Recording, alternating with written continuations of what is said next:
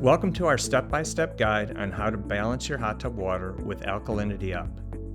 Alkalinity maintenance is your key to preventing corrosion of metal fixtures, ensure your spa's pH levels are stable, and extending the life of your bromine and chlorine sanitizers.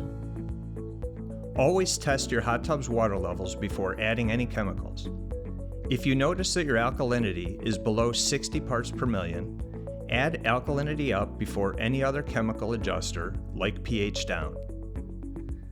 To use Alkalinity Up, first turn on the filter pump.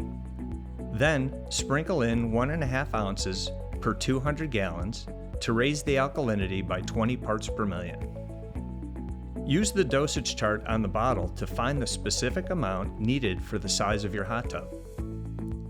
Allow the chemical to circulate for 30 minutes to let the total alkalinity return to the ideal range of 80 to 120 parts per million. If the pH is not in the range of 7.2 to 7.8, adjust it with pH up or pH down in accordance with the label directions. And that's how to use Alkalinity Up.